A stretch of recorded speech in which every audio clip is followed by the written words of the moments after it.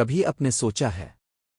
ریگستان کی تپتی ریت، شدید گرمی، پانی کی کمی، اور پھر بھی ایک جانور ایسا ہے جو میلوں سفر کرتا ہے، بھوکا رہ لیتا ہے، پیاس برداشت کر لیتا ہے، اور انسانوں کے لیے ہزاروں سال سے نعمت بنا ہوا ہے۔ یہ جانور ہے اونٹ، کیمل۔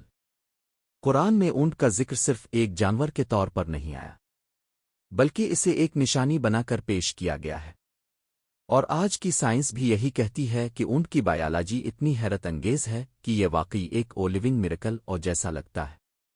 آج کی ویڈیو میں ہم دیکھیں گے قرآن نے اونٹ کے بارے میں کیا کہا، اونٹ کی بایولوجی کیسے اسے ریگستان کا بادشاہ بناتی ہے، اور سائنس نے اس کے اندر کون سے حیرت انگیز نظام دریافت کیے۔ قرآن مجید میں اللہ تعالیٰ فرماتے ہیں، یعنی کیا یہ لوگ اونٹ کی طرف نہیں دیکھتے کہ وہ کیسے پیدا کیا گیا؟ یہ آیت ایک عام بات نہیں، یہ اللہ کی طرف سے ایک دعوت فکر ہے۔ یعنی اللہ کہہ رہے ہیں، اونٹ کو دیکھو، اس کے اندر غور کرو، اس کی بناوٹ پر سوچو۔ اور جب ہم اونٹ کی بایولوجی دیکھتے ہیں تو واقعی انسان حیران رہ جاتا ہے۔ اب ہم اونٹ کے جسم کے اندر موجود چند ایسے سسٹمز دیکھتے ہیں جو اسے دنیا کے مشکل ترین ماحول میں زندہ رکھتے ہیں۔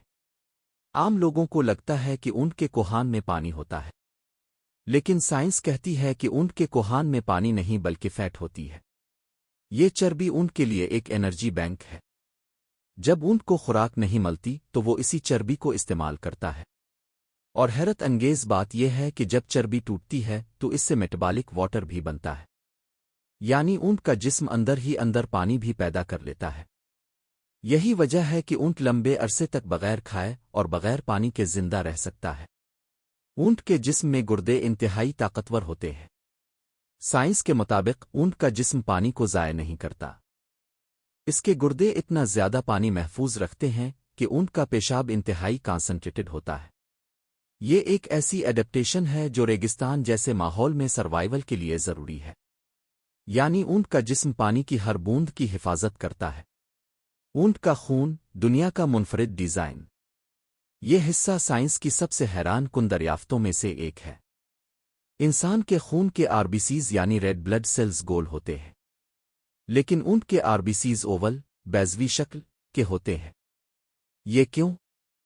کیونکہ اونٹ جب ایک ساتھ بہت زیادہ پانی پی لیتا ہے تو اس کا خون اچانک ڈائلوٹ ہو جاتا ہے۔ اگر آر بی سیز گول ہوتے تو وہ پھٹ سکتے تھے، لیکن اوول آر بی سیز خون کے دباؤ کو برداشت کر لیتے ہیں اور پھٹتے نہیں۔ یعنی اونٹ کا خون اسے ایکسٹریم ڈی ہائیڈریشن اور ایکسٹریم ری ہائیڈریشن دونوں میں بچاتا ہے۔ انسان کا جسم اگر 40 ڈگری سیلسیس سے اوپر جائے تو خطرناک ہو جاتا ہے، لیکن اونٹ کا جسم دن میں اپنا ٹیمپریچر بڑھنے دیتا ہے تاکہ پسینہ کم آئے۔ یہ بالکل ایسے ہے جیسے اونٹ کہتا ہو، میں اپنا پانی پسینے میں ضائع نہیں کروں گا۔ رات کو جب ڈانسز ہوتی ہے تو اونٹ کا جسم واپس ٹھنڈا ہو جاتا ہے۔ یہ قدرت کا ایک زبردست تھرموریگولیشن سسٹم ہے۔ اونٹ کی ناک کے اندر خاص سٹرکچر ہوتا ہے جسے سائنس میں نیزل ٹربنٹس کہا جاتا ہے۔ جب اونٹ سانس باہر نکالتا ہے تو اس سانس کی نمی ضائع نہیں ہوتی۔ اونٹ کی ناک اس نمی کو دوبارہ کنڈینس کر کے واپس جسم میں محفوظ کر لیتی ہے۔ یعنی اونٹ کی ناک بھی پانی بچانے والا نظام ہے۔ یہ ایسا ہے جیسے اونٹ کی ناک ایک واٹر ریسائکلنگ مشین ہو۔ ریگستان میں ریت کے طوفان عام ہوتے ہیں۔ اونٹ کی آنکھوں پر لمبی لمبی پلکیں ہوتی ہیں جو ریت کو آنکھ میں جانے سے روکتی ہے، اور اونٹ کی آنکھ پر ایک اضافی پروٹیکٹیو لیئر بھی ہوتی ہے جو اسے ڈسٹ سٹرم میں بھی دیکھنے دیتی ہے۔ یعنی اونٹ کی آنکھیں ڈیزرٹ کے لیے اسپیشلی ڈیزائنڈ ہیں۔ اگر آپ عام جانور کے پاؤں دیکھیں تو وہ ریت میں دھنس جاتے ہیں، لیکن اونٹ کے پاؤں چوڑے اور نرم ہوتے ہیں جو زمین پر ویٹ کو پھیلا دیتے ہیں۔ یہی وجہ ہے کہ اونٹ ریت میں دھنسے بغیر چلتا ہے۔ یہ بالکل ایسے ہے جیسے اونٹ کے پاس سنو شوز ہوں مگر ریت کے لیے۔ اونٹ کی جلد اور فر اس طرح سے ڈیزائن ہے کہ دن میں سورج کی ہیٹ کم جذب ہو اور رات میں سردی سے حفاظت ہو۔ اس کا فر انسلیشن کا کام کرتا ہے۔ یہی وجہ ہے کہ اونٹ 50 ڈگری سیلسیس تک کی گرمی میں بھی سروائیو کر لیتا ہے۔ اونٹ کا دودھ دنیا کے بہترین دودھوں میں شمار کیا جاتا ہے۔ سائنس کے مطابق اونٹ کے دودھ میں وائٹامنز، मिनरल्स, प्रोटेक्टिव प्रोटीन्स और इम्यूनिटी बूस्टिंग कंपाउंड्स पाए जाते हैं। यही वजह है कि कई इलाकों में ऊंट का दूध रिवायती तौर पर इलाज में भी इस्तेमाल होता है। अब सवाल यह है, कुरान ने ऊंट को खास तौर पर क्यों मेंशन किया?